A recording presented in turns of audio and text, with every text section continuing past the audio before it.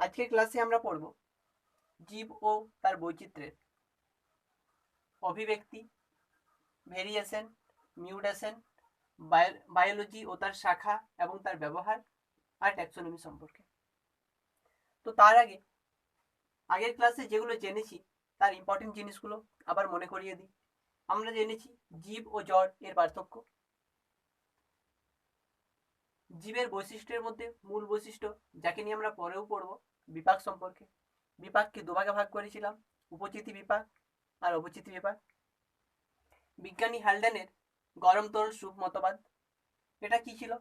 460 কোটি বছর আগে উত্তপ্ত গরম তরলের মধ্যে বিভিন্ন গ্যাস নিজেদের মধ্যে বিদ্যুৎকরণের সময় বিক্রিয়া করে তৈরি করে বিভিন্ন জৈব যৌগ, অ্যামাইনো অ্যাসিড, এর থেকে তৈরি হয় জীব। এরপর দেখেছি কোয়াসার ভ্যাট। তো যে জীবগুলো তৈরি হয়েছিল, প্রথম তৈরি জীব দ্বিস্তরীয় একটি কলোডীয় কণা, এরই নামকরণ ওপারিন করে থাকেন কোয়াসার ভ্যাট। আর মাইক্রোস্ফিয়ার নামকরণটি করেন বিজ্ঞানী ফক্স। আজকে আমরা জানব অভিব্যক্তি কি, ভেরিয়েশন কি, মিউটেশন কি, বায়োলজির শাখা, ব্যবহার আর ট্যাক্সোনমি সম্পর্কে। তো প্রথমে জানব অভিব্যক্তি সম্পর্কে। অভিব্যক্তি কি? আমরা দেখেছি প্রথম যে জীব তৈরি হয়েছিল তা ছিল একটা দ্বিস্তরীয় কলোডীয় কণা। দ্বিস্তরীয় কলোডীয় কণা থেকে তৈরি হয় কোষ, যাকে বলা হয় প্রোটোসেল। এই প্রোটোসেল থেকে ধীরে ধীরে পরিবর্তনের পর এই প্রোটোসেল থেকে আজকের উন্নত মানের প্রজাতি যেমন মানুষ সৃষ্টি হয়েছে। তো কি ধারাবাহিকভাবে প্রোটোসেল থেকে একেবারে মানুষ সৃষ্টি হয়ে যায়নি। প্রোটোসেল থেকে ধীরে ধীরে কীট পতঙ্গ তৈরি হয়েছে, এরপর জলজ প্রাণী, এরপর ধীরে ধীরে উভচর, সরীসৃপ, সরীসৃপের পর মেরুদণ্ডী প্রাণী। এভাবে ধীরে ধীরে ধীরে ধীরে পর্যায়ক্রমে একটা ধারাবাহিকভাবে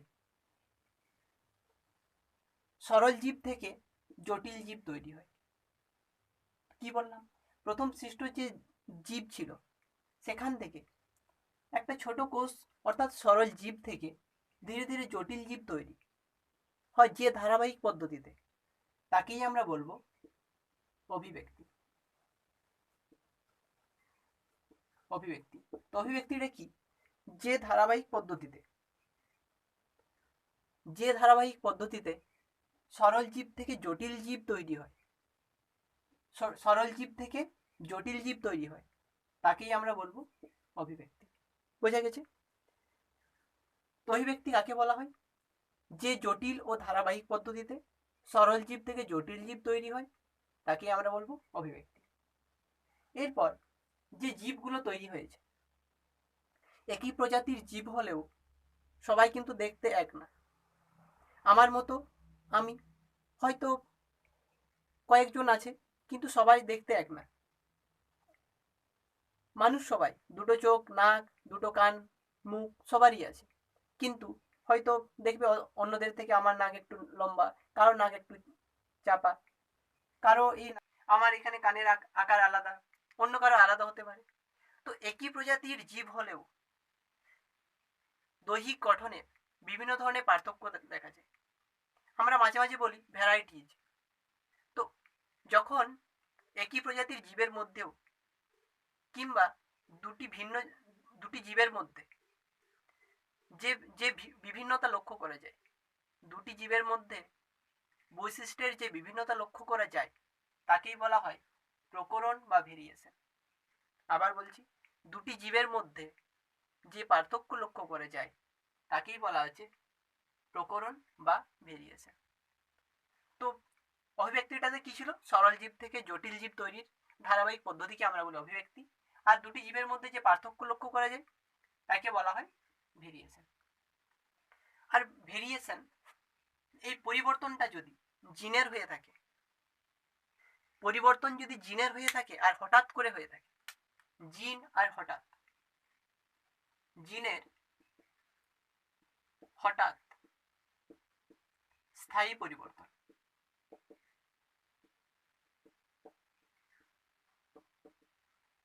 তো জিনের হঠাৎ করে স্থায়ী পরিবর্তনকে আমরা বলি মিউটেশন।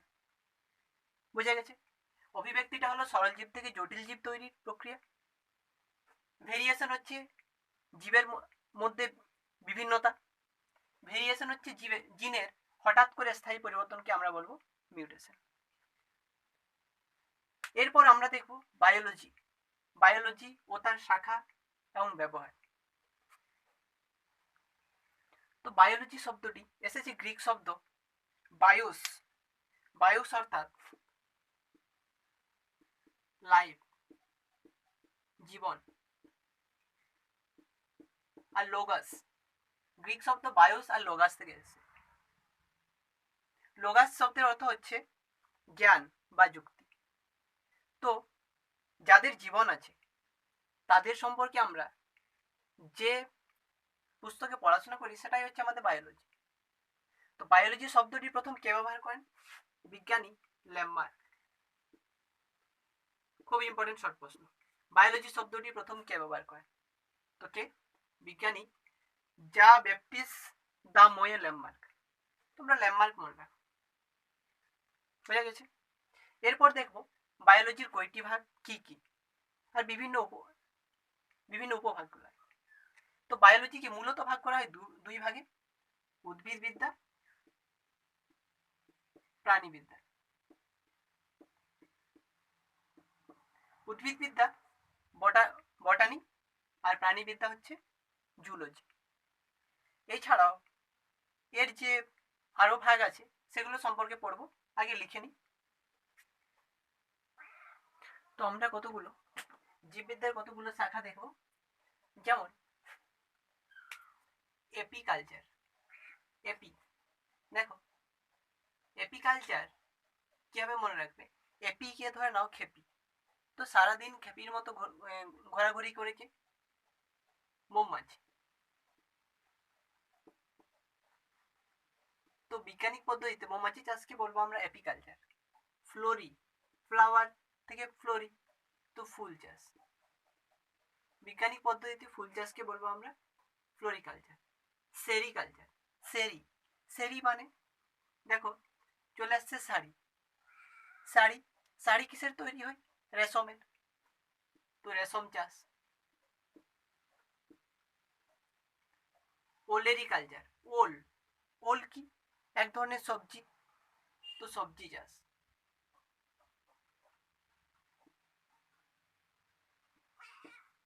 পিসিকালচার, যদি আমাদের পিসি আসে তো আমরা কি দেবো খাতে? মাছ, তো মাছ চাষ। পিসিকালচার। অ্যারোমেট্রিক, এর শব্দের অর্থ হচ্ছে বায়ু, তো বায়ুতে গাছ উৎপাদনকে বলা হয় অ্যারোমেট্রিক।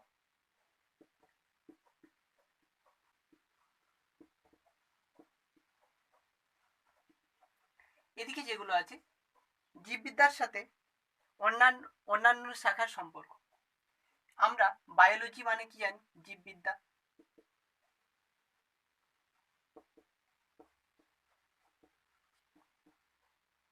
কেমিস্ট্রি মানে জানি রসায়ন। ফিজিক্স জানি পদার্থ। জিওগ্রাফি মানে জানি ভূগোল।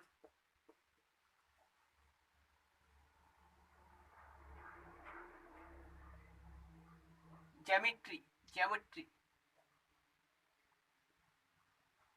অঙ্কের একটা শাখা, তো গণিত। ইলেকট্রনিক্স,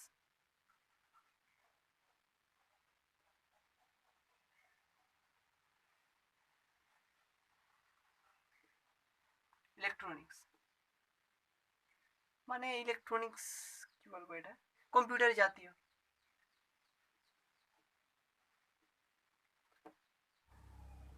তো এখানে হচ্ছে বায়ু অর্থাৎ জীব, কেমিস্ট্রি অর্থাৎ রসায়ন।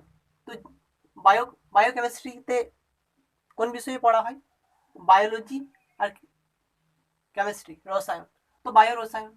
বায়ো জিওগ্রাফি, জীব ভূগোল।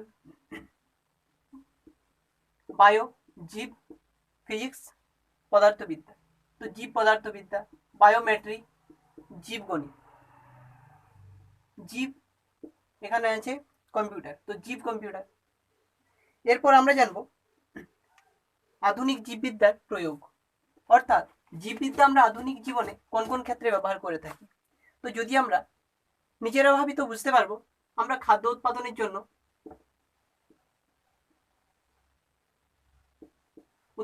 জন্য জীববিদ্যার সহায়তা নিয়ে থাকি। এখান থেকে কিন্তু বড় প্রশ্ন হয়ে থাকে একটা 5 নম্বরের, যে আধুনিক জীববিদ্যার প্রয়োগ লেখো।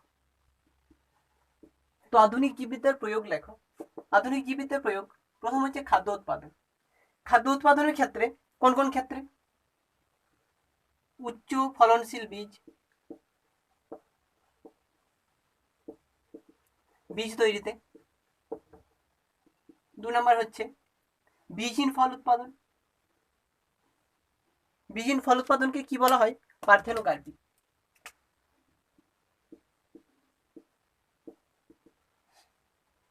বীজহীন ফল তৈরিতে। বিভিন্ন কীটপতঙ্গ দমনে।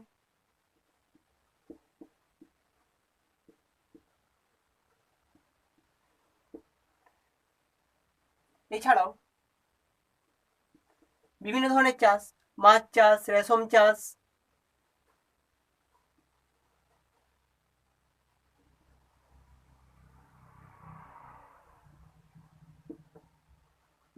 পোলট্রি,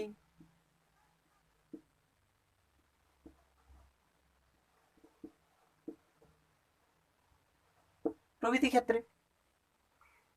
এ হলো খাদ্য উৎপাদনের ক্ষেত্রে। এছাড়াও আরো ব্যবহার করা হয় যেমন ওষুধ উৎপাদন।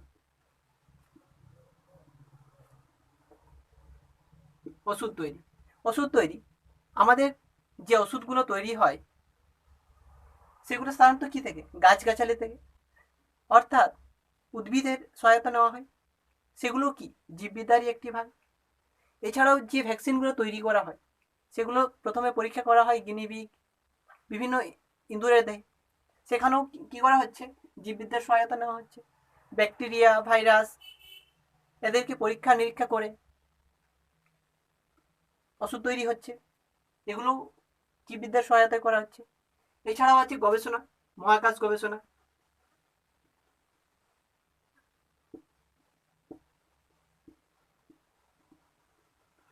দূষণ রোধ,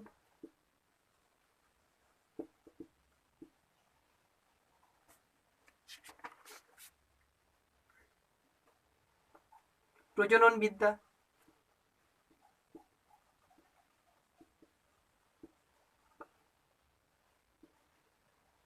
প্রভৃতি ক্ষেত্রে আধুনিক জীববিদ্যার প্রয়োগ আছে। তোমরা এই নোটটা তৈরি করবে এরকম ভাবে, আলাদা আলাদা ভাগ করবে। আর মহাকাশ গবেষণায় যে যে শৈবাল ব্যবহার করা হয় তার নাম হচ্ছে ক্লোরেল্লা। এখান থেকে শর্ট প্রশ্ন হয়ে থাকে, মহাকাশ গবেষণায় ব্যবহার করা হয় কোন শৈবাল? ক্লোরেল্লা। এরপর আসবো আমরা ট্যাক্সোনমি। তো ট্যাক্সোনমিতে আমরা কি জানবো? যে যদি আমাদেরকে দেখো, যদি আমাদেরকে বলা হয় মানুষের বৈশিষ্ট্য বলো, এরপর পাখির বৈশিষ্ট্য বলো, সবার যদি বৈশিষ্ট্য আমাদেরকে আলাদা আলাদা করে মনে রাখতে হয় তাহলে একটা অসুবিধার সম্মুখীন হতে হয়। কিন্তু যদি বলা হয় যে মানুষ, গরু, ছাগল, সবার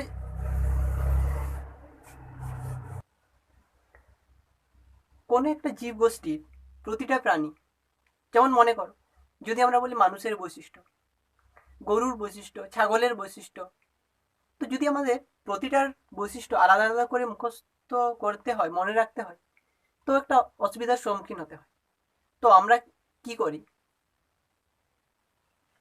আলাদা আলাদাভাবে না মনে রেখে এদের মিল আর অমিল খুঁজে এদেরকে নির্দিষ্ট একটা শ্রেণীতে রাখা হয়।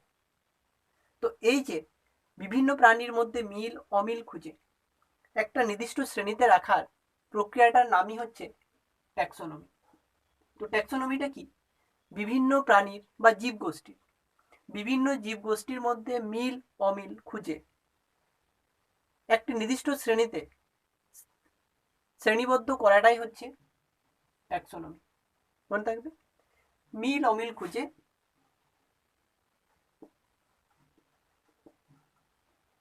খুঁজে শ্রেণীবদ্ধ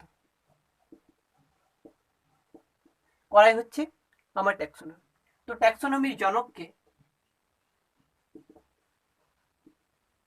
হচ্ছেন Carolus Linnaeus.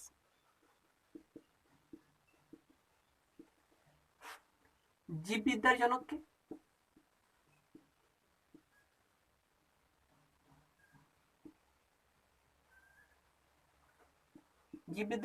Aristotle.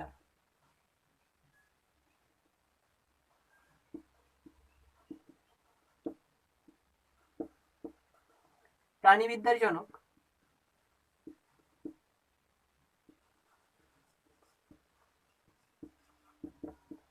Aristotle.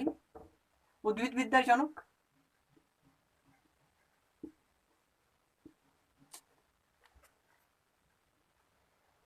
থিওথ্রাস্টাস।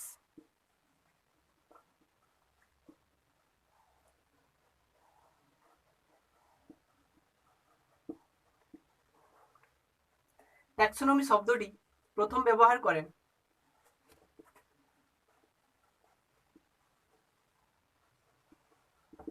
AP the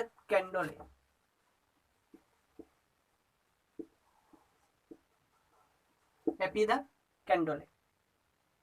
মনে থাকবে। তো ট্যাক্সোনমিটা কি ছিল? মিল অমিল খুঁজে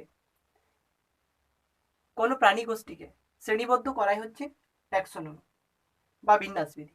ট্যাক্সোনমির জনক হচ্ছে ক্যারোলাস লিনিয়াস। ট্যাক্সোনমি শব্দটি প্রথম ব্যবহার করেন এপি দ্য ক্যান্ডলে।